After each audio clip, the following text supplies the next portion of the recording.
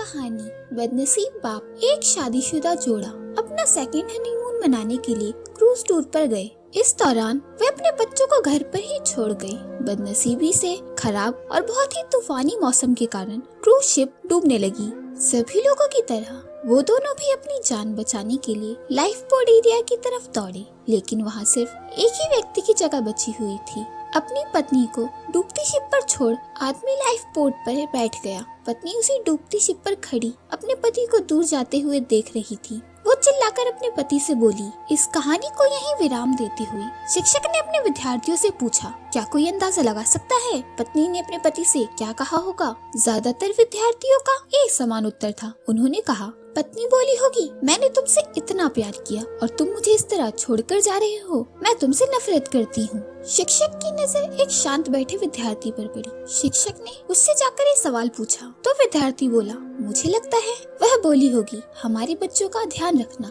शिक्षक को आश्चर्य हुआ। उन्होंने विद्यार्थी से पूछा, क्या तुमने ये कहानी पहले भी सुनी है? विद्यार्थी ने सर हिलाया और बोला, नहीं, लेकिन बीमारी की वजह से दम तोड़ती हुई मेरी माँ ने यही शब्द आखिर में मेरे पिता से कहे थे। शिक्षक ने उस विद्यार्थी को सही जवाब देने के लिए शाबाशी दी। कहानी को आगे बढ़ाते हुए शिक्षक ने कहा, क्रूज शिप डूब गई और साथ में पत्नी भी। पति घर वापस लौट आया और उसने अकेले ही अपने बच्चों को पाल पोस कर बड़ा किया। कई साल बाद उस पति की भी मौत हो गई। एक दिन उसकी बेटी, जो उसे अपनी माँ की मौत का जिम्मेदार मानती थी, अपने पिता के सामान को साफ करते हुए उसे एक डायरी मिली, जिसे पढ़कर उसे सच्चाई का पता लगा। डायरी में लिखा था, जब उसके माँ बाप क्रूज शिप पर गए थे तब उन्हें पहले से ही पता था कि उसकी माँ को 3rd स्टेज का कैंसर है और इसीलिए वो दोनों आखिरी बार एक साथ ज्यादा से ज्यादा समय बिता सके, इसीलिए दोनों अकेले ही क्रूज शिप पर गए थे। जब शिप पर वो मनुष्य समय आया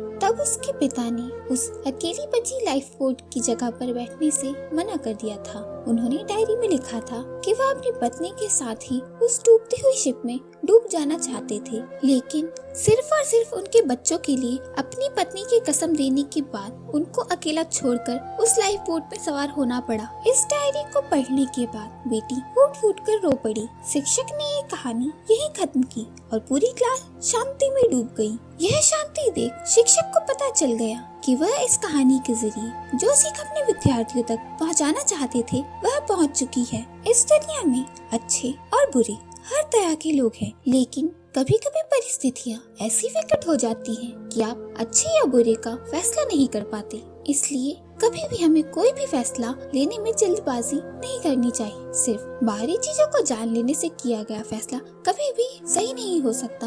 बिना किसी जांच पड़ताल के और बिना किसी दूसरे का पॉइंट ऑफ व्यू समझे फैसला करना छोड़ दीजिए। वह लोग जो आपके खाने का बिल होटल में भरते हैं, इसलिए नहीं क्योंकि उन्हें अपने पैसों पर घमंड है, बल्कि इसलिए क्योंकि वो लोग आपको पैसों से ज्यादा अहमियत देते हैं। वह लोग जो हमेशा आपकी मदद करने को तैयार रहते हैं, इसलिए नहीं कि उन्हें आपसे कुछ चाहिए, बल्कि इसलिए क्योंकि वो आप में एक अच्छा दोस्त देखते हैं। इसीलिए हमें हमेशा दूसरों की भावनाओं को समझने की कोशिश करनी चाहिए ताकि किसी वजह से उन्हें ठेस न पहुंचे। अगर आपको ये स्टोरी अच्छी लगी तो प्लीज मेरे चैनल को लाइक, शेयर एंड सब्सक्राइब कीजिए।